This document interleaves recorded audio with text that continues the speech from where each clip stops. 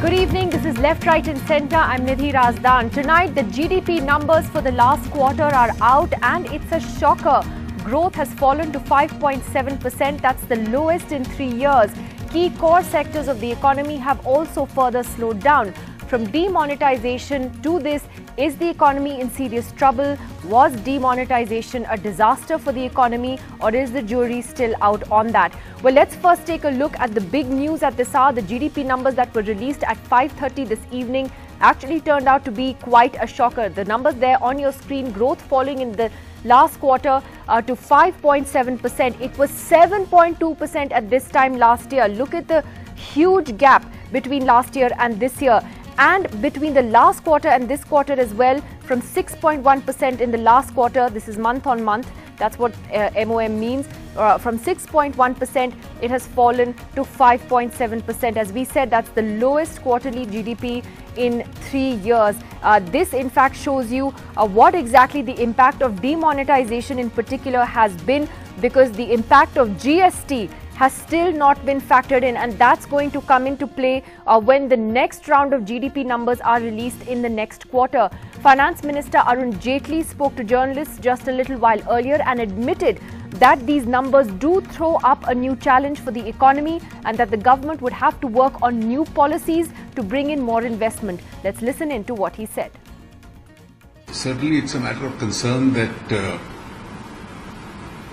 it's come down to 5.7%, and it's quite obvious that it therefore throws up a challenge for the economy, that in the coming quarters we really require to, both in terms of policy and investment, to work more to improve upon these figures. ये अनुमान लगाना कि ये slowdown इस वजह से हुआ था क्योंकि डिमोनेटाइजेशन का था, इसलिए गलत होगा क्योंकि डिमोनेटाइजेशन सेकंड क्वार्टर के एंड बाद हुआ था, नवंबर में हुआ था। मेरा एक्सप्लेनेशन जो है कि ये ज्यादातर स्टोरी जो डिक्लाइन की आपको दिख रही है, इसका ज्यादा कनेक्शन WPI नॉर्मलाइजेशन से है रादर देन डिमोनेटाइजेशन के इफेक्ट से। Well, it's interesting there, the finance minister saying it's a matter of concern, admitting, I think for the first time in months, that there is concern in the government on the numbers, on the GDP numbers, which actually showed a decline in the last quarter as well. But you have the chief statistician saying he doesn't think it's because of demonetization, but perhaps because of WPI inflation figures. Onitam has been covering that story for us and joins us now. Just break up the numbers for us. Apart from the overall GDP numbers, Onitam, you also have core sectors where, again, things have slowed down. Tell us about that. Yeah, so strikingly, the manufacturing sector stands out. So which even the finance minister did point out, that there the balance sheets of the corporates, the private corporate sector has a share of up to 75% in this entire manufacturing basket for GDP. So there the growth has been negative 0.9%. So this is significantly low, and this seems to have really pulled down the whole of GDP numbers. Now agriculture has hovered around the 2.3% mark, which looks pretty decent thanks to good set of monsoons. Mining sector continues to be a drag. It's still in the negative territory, negative 0.7%. These numbers are alarming, and of course the finance minister himself acknowledging the fact that these numbers are now a challenge for the government, and they will actually have to look into different kind of policy mechanism, and stepping up government expenditure means a lot. And clearly going ahead, achieving 7% growth for the whole of fiscal is definitely going to be a huge challenge. Is that the target that they had set? Is that the target that they had hoped that for the entire fiscal it would be 7%? Now you're saying that looks tough. That's right. In fact, even the economic survey, which the part 2 that came out just recently, had already flagged this, that even achieving 6.75% for the whole fiscal looks pretty tough under the present conditions. Okay, and just to give people a sense, we've had that graphic on the screen as well, and Onitam was talking about the manufacturing data. It was 1.2% in this quarter, And at the same time last year, it was 10.7%. Look at that huge decline in manufacturing that we've seen in a span of just 1 year. Let me take this to our panelists this evening. Professor Arun Kumar first joining us here. Professor Kumar, you have been warning about the impact of demonetization pretty much since it happened. Did these numbers though come as a surprise even to you? Well, a surprise in the sense that I think they're too high. You know, I thought they'd be even lower. Yeah, because you see, the unorganized sector, the one that was hit very badly by demonetization, and that's the one that has been hit very badly by the GST. Now, the GST effect will come a bit later, but in anticipation, there was already some moves in that direction. Now, all the surveys that came in November, December, January, like the State Bank of India, Punjab, Haryana, Delhi Chamber of Commerce and Industry, All India Manufacturers Association, reports from Bangalore, Bombay, Delhi and various other places suggested that the unorganized sector had been hit by anything between 60 and 80%. Now, if that's 45% of GDP, take out agriculture, which is about 14%, that still is 33% of GDP. If that goes down by 60 to 80%, then surely the rate of growth has to be negative rather than positive. Now, if you factor in the fact that the first 7 months had a 7% rate of growth, and then the remaining months you have a very low rate of growth, then you're talking about maybe 1% or 2% rate of growth rather than 5.6% for the last year as a whole. And therefore, taking off from that, this quarter, the first quarter of this year, that should also have been probably lower than 5.6%. What do you think it would have been? It would have been probably maybe closer to 1 or 2%, because the unorganized sector has to recover. And the data for the unorganized sector comes with a time lag of 2 to 3 years. So the methodology has to be changed, because what is assumed is that the unorganized sector is behaving exactly like the organized sector. Now, that's a wrong assumption. On so you're saying the actual growth is probably something like 2%? Yes, probably lower than, much lower than 5.6%. That's pretty scary to hear that. Sunil Alag, let's get you in. What's your first reaction to these numbers? Are you surprised as well? Are you also concerned today? Yeah, I am definitely concerned, because I was expecting it to be closer to 6. It's down to 5.7. And my reading of what is happening is that I think it's really the SME sector which is not going forward. And look, even when we look at Germany, and it's supposed to be the most advanced European country in manufacturing, but 90% is on SMEs. Only 10% is dependent, GDP is dependent on the big ones. Here, what has happened is that the banks are not lending money to the SMEs. This is what I've been able to gather from industry. Now, when you don't lend money because of the new RBI rules and the NPAs happening with all the big guys, that's where the real problem is. I mean, there are many other problems, but this is the key problem. Unless the banks step up and give money to the SMEs to start performing, I don't see a manufacturing sector growing. And one more point I've seen, more and more foreigners are interested in investing in India, but the big Indians are investing outside. Why is that happening? And that's what we need to look at to get our GDP growing. And you know, and you don't think demonetization backfired, Sunil? Because demonetization has nothing to do with this. You think it's nothing to do with this? No, I don't, because see the impact of demonetization. I was even in November, I was saying it's going to be down by 1%.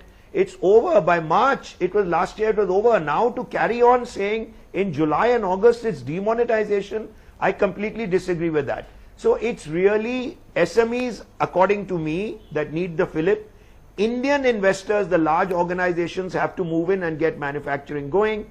Agriculture is of course going to take care of itself with the monsoons, which is coming up now, which is reported. I'm on one of the boards where we do sell not fertilizers but insecticides, pesticides, and they're saying the farmers are quite happy with what's happening, and hopefully the next 6 months we will see some growth there. Let me just take what you're saying to Mr. SMEs are lagging, and Indian investment is lagging. Okay, Madan Sabnavis, Chief Economist at CARE Ratings, joining us as well. Mr. Sabnavis, do you agree with that? I mean, in your analysis, is demonetization divorced from this GDP figure? Is that story over in the last quarter, as Mr. Sunil Alag suggests? No, in my opinion, I think there are certain reforms of the government which are responsible for the low growth performance, which of course are temporary in nature. So as you had mentioned, I feel that demonetization has definitely had an impact on the consumer-based industries as well as the SME segment, and this is something which is borne out from the manufacturing growth numbers which were coming.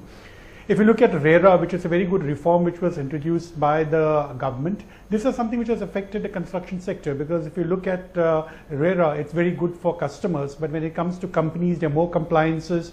So we haven't seen too many new projects take off. And the third major reform of GST, I think that has led to a lot of destocking which has taken place in the month of June. So this is one of the reasons as to why manufacturing growth is low at 1.2%, construction at 2%. And as I mentioned earlier, I think this is a temporary phenomenon because there is going to be some kind of compensation taking place in the coming quarters. So I would tend to be a bit more sanguine, because once restocking takes place, there would be a tendency for manufacturing output to also increase. And given the festival and harvest time demand, we could see an uptick in the economy. So we still think that we could probably move gradually towards the 7% mark for the entire year. Okay, so you're still optimistic on that. And Dr. Arvind Virmani also with us, the former Chief Economic Advisor and former Executive Director of the IMF. Dr. Virmani, in fact, the Finance Minister has also said he still hopes that that 7% target will be met. But realistically, do you think that's possible? But let me, make it clear to your readers. We are talking about numbers produced by a certain method by the statistical office. Either we compare them and see what's happening and try to interpret the reasons. We can't go every time outside it, because that's not what the data is showing. Then we are discussing something else. So coming to the data, what we have discussed before, the last time the data came out, that there was a general decline coming in the GDP before the demonetization. So in my analysis today, I have accounted for that. I have taken account of the decline which was already happening to try and estimate what is the effect of demonetization. So I disagree with the first two speakers, both of them. And my estimate is that in the 2 quarters of this year, the impact of demonetization is roughly 1.2% points of GDP growth. That is a very rough estimate. It's very hard. Obviously, as Mr. Sabnavis Madan says, there are many factors happening, etc. But that would be my estimate as of today of the effect of demonetization in 2 quarters. So why are we at 5.7%? Or what else is it that's causing the GDP, Dr. Virmani, to come to 5.7%? Well, look at the graph. Look at the graph. Your graph is showing a decline happening from 7.9% to 5.7%. There are many other factors. We can go one by one through many other factors. Okay, let me give you one, which I don't think anybody else will mention. We have too high real interest rates. RERA was mentioned. Yes, that is correct. That is affecting construction sector, but the high real interest rates are also affecting the construction sector. And of course, demonetization, because of the whole objective of the black money, has also negatively affected. So yes, there are multiple factors, and we can try and bring out what some of these factors may be. Well, let me get Mihir Sharma, Senior Fellow at the Observer Research Foundation, in on that. Mihir, I'm first trying to focus on the GDP numbers and trying to understand why they're low before we get into the debate about the note ban and whether that worked or not. Why do you think we're at 5.7%? Well, I think the real problem here has been that for the past 6 quarters, and you can again see that in the graph that Mr. Virmani was talking about, you've seen a consistent slowdown. And this is a slowdown that's over and beyond the GST, that's over and beyond the demonetization effect, and it's a product of the government failing to deal with a crisis of private investment.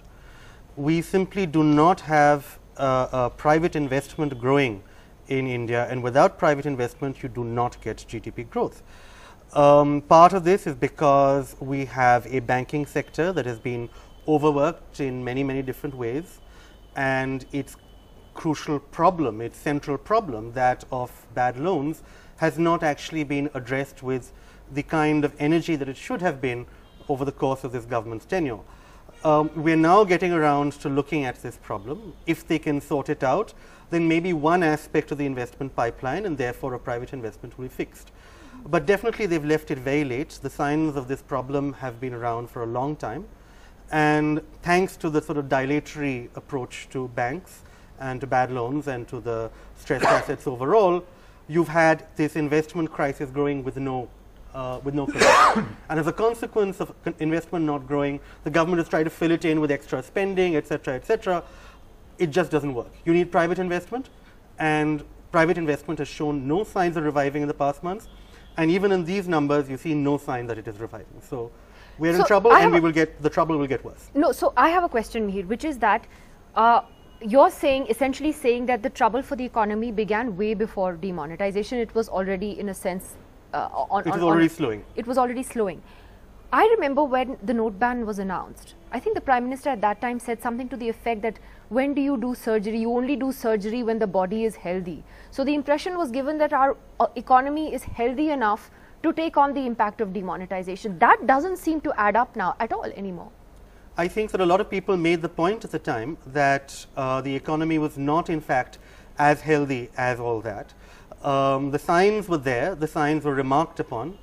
I fear maybe that advice did not get to the Prime Minister, or that it was disregarded as being too negative at the time this decision was taken. But what he said then, that it was a healthy body, was wrong.